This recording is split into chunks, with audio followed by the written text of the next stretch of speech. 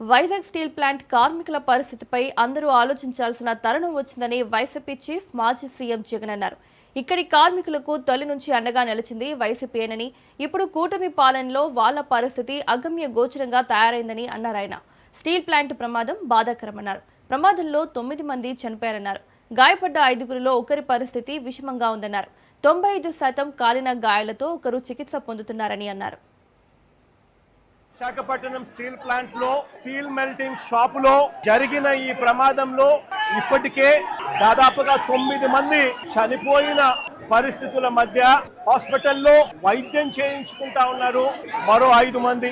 ఇందులో కూడా ఇంకా ఒకరి పరిస్థితి చాలా విషమంగా ఉన్న పరిస్థితుల మధ్య దాదాపుగా 95% బర్న్స్ తో ఇంకా ఒక అన్న ట్రీట్మెంట్ చేయించుకుంటా ఉన్నాడు. అంటే దాదాపుగా 9 మంది చనిపోయిన ఈ పరిస్థితుల మధ్య ఈ రోజు ఇక్కడ ఇలాంటి తరుణంలో మాట్లాడవలసి వస్తా ఉంది. నేను కొన్ని సూటిగా ప్రశ్నలు అడుగుతా ఉన్నా. మానవత్వం ఏమాత్రం ఉన్నా కూడా రాష్ట్ర ప్రభుత్వాన్ని కేంద్ర ప్రభుత్వం మీద ఒత్తిడి కూడా తీసుకొని వచ్చి మంచి జరిగించమని చెప్పి రాష్ట్ర ప్రభుత్వాన్ని కూడా గట్టిగా కోరుతా ఉన్న పరిస్థితులు. ఈరోజు అందరం కూడా ఆలోచన చేయాలి. స్టీల్ ప్లాంట్ లో కార్మికులు ఎలా బ్రతుకుతా ఉన్నారు, కార్మికులకు మంచి జరుగుతా ఉందా లేదా అన్నది ప్రతి ఒక్కరూ కూడా ఆలోచన చేయాల్సిన అవసరం. 2024 వైఎస్ఆర్సీపీ ప్రభుత్వం ఉన్నంత వరకు కార్మికులు, స్టీల్ ప్లాంట్ ఎంప్లాయీస్ ఎలా బ్రతికే వాళ్ళు, ఇప్పుడు చంద్రబాబు నాయుడు గారి ప్రభుత్వం వచ్చిన తర్వాత వీళ్ళ కూటమి ప్రభుత్వం అధికారంలో ఉన్న నేపథ్యంలో ఎలా బతుకుతా ఉన్నారు కార్మికులు, ఎంప్లాయీస్ అన్నది అందరం కూడా బేరీజు వేయాల్సిన అవసరం ఉన్న పరిస్థితి.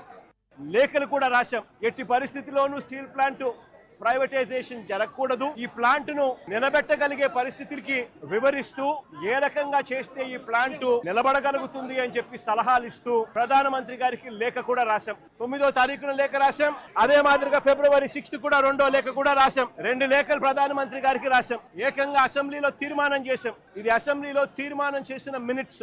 ఎట్టి పరిస్థితుల్లోనూ స్టీల్ ప్లాంట్ ను ప్రైవేటైజ్ చేయడం అన్నది అన్యాయము, చేయొద్దండి అని చెబుతూ ఏ రకంగా ఈ ప్లాంట్ ను గొప్పగా నిలబెట్టగలుగుతాము, ఏ రకమైన మార్పులు చేర్పులు చేయగలిగితే ఈ ప్లాంట్ బ్రహ్మాండంగా నడిచే పరిస్థితి ఉంటుంది అని చెప్పి కూడా వివరిస్తూ సలహాలు కూడా ఇచ్చాం. ప్రైవేటైజేషన్ ను అడ్డుకోగలిగాం, ఆపగలిగాం, ఎంప్లాయీస్ కు తోడుగా నిలబడగలిగాం. అంతేకాదు ప్రధానమంత్రి గారు విశాఖపట్నం వచ్చినప్పుడు నవంబర్ 12, 2022 సాక్షాత్తు ప్రధానమంత్రి గారి సమక్షంలోనే ప్రైవేటైజేషన్ కు ఆపండి అని చెప్పి కూడా ప్రధానమంత్రి గారిని కోరడం కూడా జరిగింది.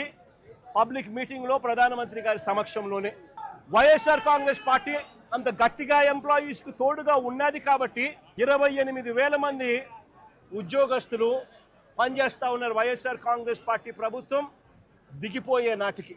ఈ రోజు పరిస్థితి ఏమిటి అంటే కేవలం ఈ 2 సంవత్సరాల కాలంలోనే ఏకంగా 28,000 మంది పనిచేస్తా ఉన్న ఈ సంస్థలో ఈ 2 ఏళ్లలో ఏకంగా 10,500 మందిని తీసేశారు.